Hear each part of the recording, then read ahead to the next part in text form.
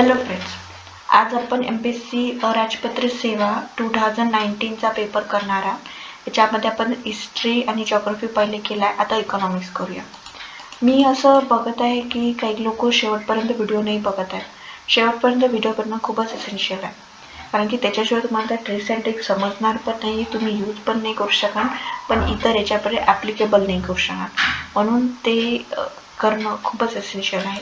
पूर्ण व्हिडिओ बघायचा शेवटपर्यंत, त्यांनीच तुम्हाला ते पूर्ण ज्ञानाचा ते पूर्ण ज्ञान तुम्ही आत्मसात करू शकाल, नाही तर काही उपयोग नाही. फर्स्ट क्वेश्चन आहे, हरित क्रांतीनंतर सर्वात जास्त उत्पादन वाढ होणारे प्रमुख अन्नधान्य पीक कोणते? आता माहिती आहे का, आपली हरित क्रांती मोस्टली आपल्या फूड नीड्सवर होती, की आपल्याला देशामध्ये अन्न म्हणजे जेवायला पुरेसं अन्न मिळालं पाहिजे, याच्यासाठी हरित क्रांती होती. तर त्याचं पूर्ण फोकस गव्हावर होता. त्याच्यामुळे आपला ऑप्शन नंबर 4 आहे. आपण माहिती आहे मेक्सिकोच्या याच्यासोबत केलं होतं आणि डॉक्टर स्वामीनाथन पण त्याच्यामध्ये होते. त्याचं उत्तर गहू आहे. नेक्स्ट, नंतर म्हटलं यांनी मनरेगाचा कायदा कधी अनियमित झाला? बघा, ह्या मनरेगासोबत एक इयर तुम्ही नेहमी लक्षात ठेवा, 2005. हा क्वेश्चन मल्टिपल टाइम्स आलेला आहे. त्याच्यामुळे याच्यामध्ये याचा आन्सर आहे 2005. 2005च्या याच्यामध्ये नंतर मग याचं नाव बदलून मनरेगा पण झालं होतं, महात्मा गांधी नाव लागलं होतं.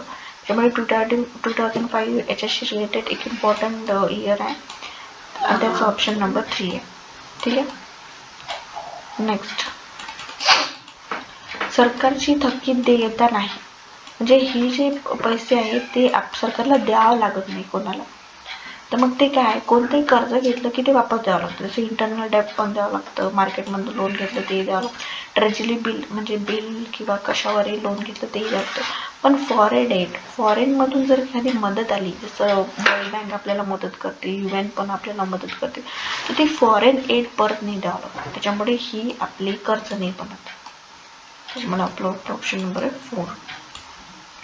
नेक्स्ट, 14व्या वित्त आयोगाने राजकोषीय जबाबदारी अंदाजपत्रक व्यवस्थापन FRBN कायद्याला कोणता पर्याय सुचवला? याच्यामध्ये मार्क करताना याच्यामध्ये वर्ड असोसिएशन सोबत जायचं, म्हणजे सारखे वर्ड्स कुठे आहे ते बघायचे.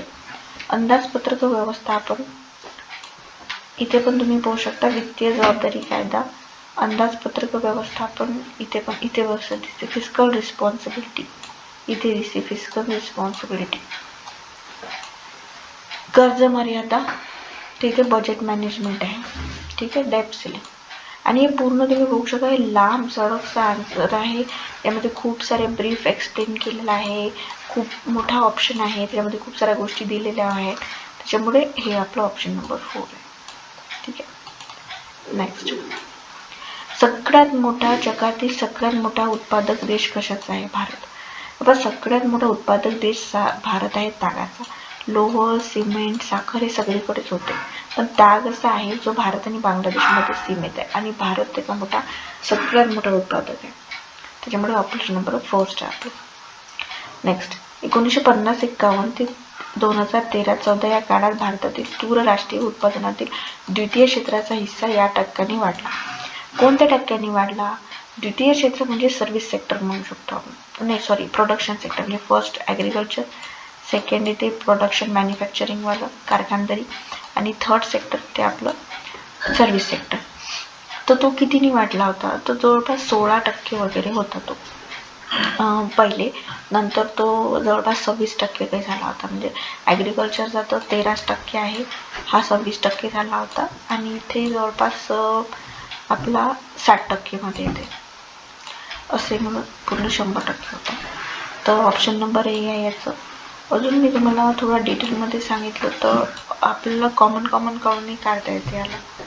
जसं कलर घेऊन सांगते, इथे 16% आहे, इथे 16% झालं. हे दोनपैकी एक आपलं ऑप्शन येऊ शकतं. म्हणजे आपण 50-50% पर्यंत आलो, 50-50% मधनं आपल्याला एखादं आन्सर मार्क करता येते.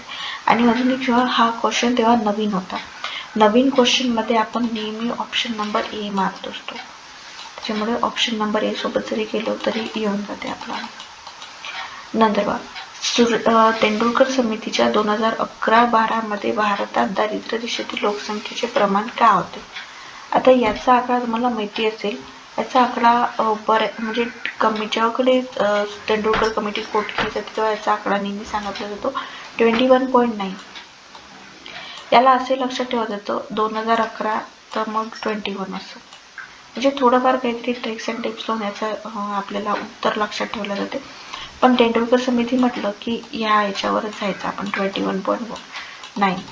तेंडुलकर समिती दारिद्र्याशी आहे, असा एक पहिले क्वेश्चन आला होता की तेंडुलकर समिती कशासाठी आहे. नंतर राष्ट्रीय लोकसंख्या धोरण 2000चे तत्कालीन म्हणजे ताबडतोब पूर्ण करता येते, एकदम पटकन पूर्ण करता येते. ते का होऊ शकते, तर ते पटकन पूर्ण करणारे जे उद्दिष्ट आहे ना ते एकच आहे. बाकीचे उद्दिष्ट लॉंग टर्म मध्ये आहेत, म्हणजे मुलांचं लसीकरण व्हायला पण वेळ लागेल, प्रजनन दर बदलायला पण वेळ लागेल, पण आरोग्याच्या पायाभूत सुविधा यांची गरजांची पूर्तता होऊ शकते व मूलभूत प्रजनन आरोग्य सुविधा पण उपलब्ध होऊ शकतात. म्हणून आपलं ऑप्शन नंबर हे त्याचं ताबडतोबचं उद्दिष्ट आहे. ठीक आहे. नेक्स्ट, खालीलपैकी कोणत्या महत्त्वाच्या तत्वावर आधारित विश्व व्यापार संघटनेचे करार आहेत? कोणत्या तत्वावर आधारित आहे की कोणासोबतही भेदभाव केला जाणार नाही, भेदभाव नाही. म्हणजे एखादी जेव्हा मोठी ऑर्गनायझेशन असते, विश्व व्यापार संघटना म्हणजे पूर्ण विश्वासाठी असते, तर तिचा एकच मोठो असतो की कोणासोबतही भेदभाव करण्यात नाही, तेव्हाच कुठे तिला विश्व संघटना म्हटल्या जाते. त्याच्यामुळे इथे आपलं ऑप्शन नंबर फर्स्टच आहे. नेक्स्ट काय म्हणते की कोणतं चुकीचं म्हटलंय. चुकीचं म्हटलं म्हणजे आपण पाहतो तर मिनिमम ऑप्शन म्हणजे चूक. इथे पण मिनिमम ऑप्शन आहे, इथे पण ठीक आहे. नेक्स्ट बघूया. राष्ट्रीय कृषी विकास योजना ही 11व्या पंचवार्षिक योजनेच्या काळात सुरू करण्यात आली. अच्छा ठीक आहे, आपल्याला माहिती नाही. समकालीन फलोत्पादन विकास उपक्रम 12व्या पंचवार्षिक योजनेच्या काळात सुरू केला गेला, वी डोंट नो. आणि अन्न सुरक्षा उपक्रम 2009-2010 मध्ये सुरू करण्यात आला, आपल्याला हे पण माहिती नाही. पण एक आहे इथे फॅक्ट आहे, आणि फॅक्ट नेहमी आयोग चुकवून देते, म्हणजे आयोगाला सवय आहे की फॅक्ट चुकवून सांगते. त्याच्यामुळे या फॅक्टला आपण रॉंग कन्सिडर केलं तर आपलं ऑप्शन नंबर सी येते, आणि तेच आपलं राईट ऑप्शन आहे. म्हणजे इयर किंवा डेट हे इझिली चुकवले जातात, त्याच्यामुळे आपलं ते उत्तर येते. आता सन 1918 आणि 2018 आणि 19 मध्ये सर्वात जास्त निर्यात उत्पन्नात कशाचा हिस्सा सगळ्यात जास्त होता? किंवा अभियांत्रिकी वस्तू किंवा रसायने किंवा कॅपिटल गुड्स म्हणजे एखादी मशीन वगैरे, या याच्यामध्ये आपला हिस्सा बऱ्यापैकी असतो. त्याच्यामुळे अभियांत्रिकी वस्तू हे त्याचा आन्सर आहे. अभियांत्रिकी वस्तूमध्ये आणि जेम्स अँड ज्वेलरीमध्ये अशा 2-3 याच्यामध्ये आपला नेहमी असतो, तर त्याच्यामध्ये या वर्षीच्या याच्यामध्ये कारण की वर्षानुसार हे बदलत असते, वर्षानुसार त्याचे पर्सेंटेज बदलते, वर्षानुसार त्या वस्तू पण बदलतात. नेक्स्ट, भारत निर्माण कार्यक्रम हा मेन्समध्ये खूपदा विचारला, हा खूपच रिपिटेटिव्ह आहे. भारत निर्माण कार्यक्रमाचा भाग नाही म्हणते. अगं भारत निर्माण कार्यक्रमामध्ये काय होतं, भारत निर्माण कार्यक्रमामध्ये पायाभूत गोष्टींवर फोकस केला होता, म्हणजे जलसिंचन, विद्युत आणि ग्रामीण रस्ते म्हणजे इन्फ्रास्ट्रक्चर.